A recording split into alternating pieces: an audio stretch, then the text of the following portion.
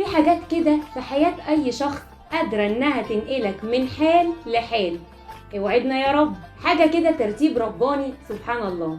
مثلا من عشرات السنين وبالتحديد في رمضان سنة 1943 غنى محمد عبد المطلب أغنية رمضان جانا.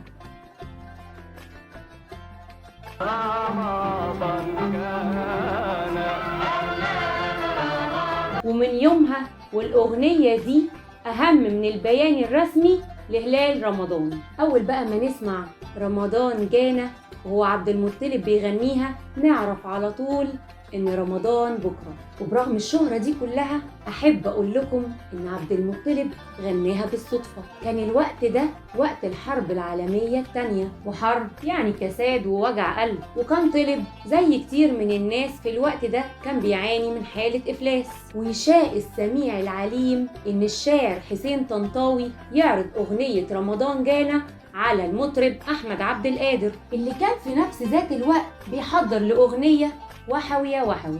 راح أحمد عبد القادر الإذاعة علشان يغني الأغنيتين، لكنه اتفاجئ إن الإذاعة رافضة إن يغني الأغنيتين علشان لوائح الإذاعة كانت بتجبره في الوقت ده إن يغني أغنية واحدة بس، واختار أغنية وحوي يا وحوي وساب رمضان جانا لعبد المطلب اللي غناها في الوقت ده مقابل 6 جنيه. وطبعا طلب ما كانش يعرف إن الأغنية هتكسر الدنيا بالشكل ده، وإنها ترتبط بوجدان ومشاعر عشرات الأجيال لحد النهاردة. عشان كده قال في مرة وهو بيضحك: أنا لو أخدت جنيه واحد على كل مرة بيتسمع فيها الأغنية كان زماني بقيت مليونير.